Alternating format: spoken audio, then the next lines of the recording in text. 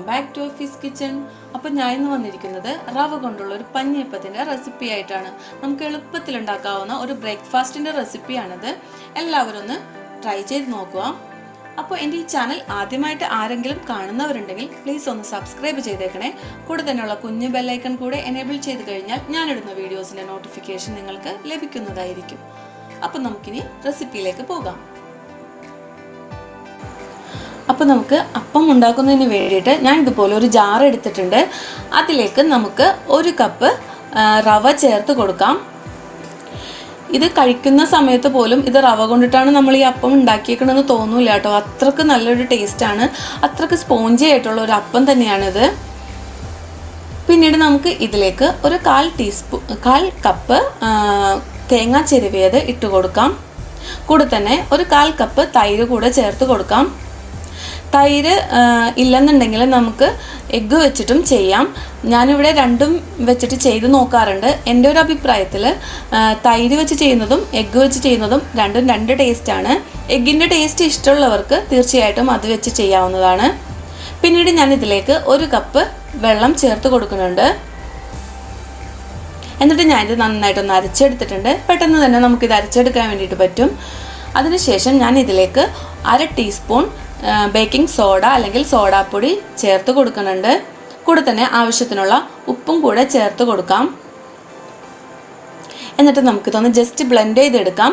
അല്ലെന്നുണ്ടെങ്കിൽ നിങ്ങൾക്ക് കയ്യിൽ വെച്ചിട്ട് നന്നായിട്ടൊന്ന് യോജിപ്പിച്ചെടുത്താലും മതിയാവുന്നതാണ്. ഞാനിപ്പോൾ ഏതായാലും അത് നന്നായിട്ട് അരച്ചെടുത്തിട്ടുണ്ട്. ഇതുപോലെ ഒരു ബാറ്ററാണ് എനിക്കിവിടെ കിട്ടിയിട്ടുള്ളത്.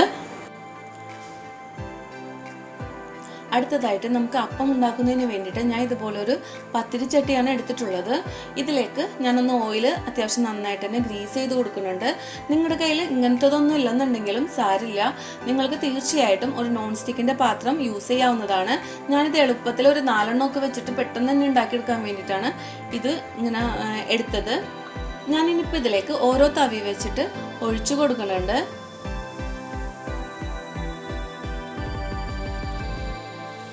ഇത് നമ്മൾ ചെയ്തെടുക്കുമ്പോൾ ഒരു മീഡിയം ഫ്ലെയിമിലിട്ടിട്ട് ചെയ്യാൻ വേണ്ടിയിട്ട് ശ്രദ്ധിക്കുക. ഇത് പിന്നെ പെട്ടെന്ന് തന്നെ കുക്കായി കിട്ടും, അധികം സമയമൊന്നും എടുക്കില്ല. പിന്നെ നമ്മളിതിൽ സോഡാപ്പൊടി ചേർത്തേക്കണ കൊണ്ട് അത്യാവശ്യം നല്ല സോഫ്റ്റ് തന്നെയാണിത്. പിന്നെ ഇതുപോലെ മുകൾ ഭാഗത്ത് അത്യാവശ്യം കുമിളകളൊക്കെ വന്നിട്ട് നല്ലൊരു ടേസ്റ്റാണ് കേട്ടോ. ഇതിനെല്ലാവരും ഒന്ന് ട്രൈ ചെയ്ത് നോക്കണേ.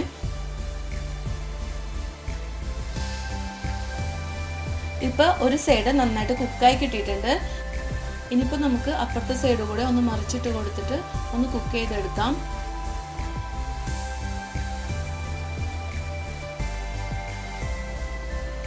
ഇതെല്ലാം നമ്മൾ മറിച്ചിട്ടേക്കാൻ ആ ഒരു സൈഡ് അത്യാവശ്യം നല്ല രീതിയിൽ മുരിഞ്ഞും കിട്ടിയിട്ടുണ്ട്.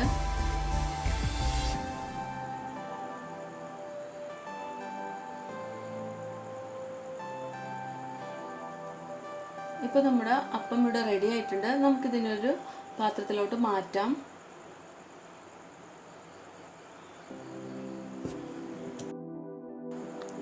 അടുത്തതായിട്ട് നമുക്ക് ഇതിലേക്ക് വേണ്ടിയിട്ട് ഒരു ചമ്മന്തി റെഡിയാക്കി എടുക്കണം. അതിന് വേണ്ടിയിട്ട് ഞാനിവിടെ ഒരു 3 വറ്റൽമുളകും ഒരു ചെറിയ കഷ്ണം സവാളയും എടുത്തിട്ടുണ്ട്.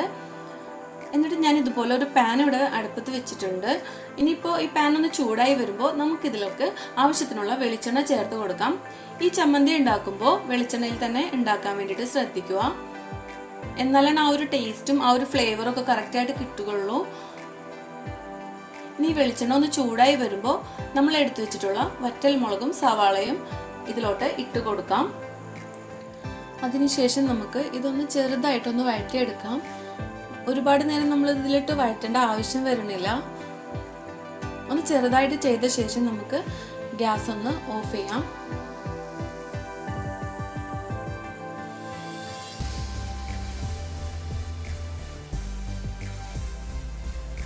ഇപ്പോൾ ഏകദേശം ഇതൊന്നും ആയിട്ടുണ്ട്. ഇത്രയും മതിയാകും. ഇനിയിപ്പോൾ ഞാൻ ഗ്യാസ് ഒന്ന് ഓഫ് ചെയ്ത ശേഷം ഇതൊരു ജാറിലോട്ട് ഇട്ട് കൊടുക്കുന്നുണ്ട്. അപ്പോൾ നമുക്ക് നമ്മളിപ്പോൾ വാട്ടിയെടുത്ത ആ ഒരു മിക്സ് നമുക്കിതിലേക്ക് ചേർത്ത് കൊടുക്കാം. മുഴുവനായിട്ട് നമുക്കിതുപോലെ ഇട്ട് കൊടുക്കാം. ഇനിയിപ്പോൾ നമുക്ക് ഇതിലേക്ക് 1 കപ്പ് തേങ്ങ ചിരവിയത് കൂടെ ഇട്ട് കൊടുക്കാം.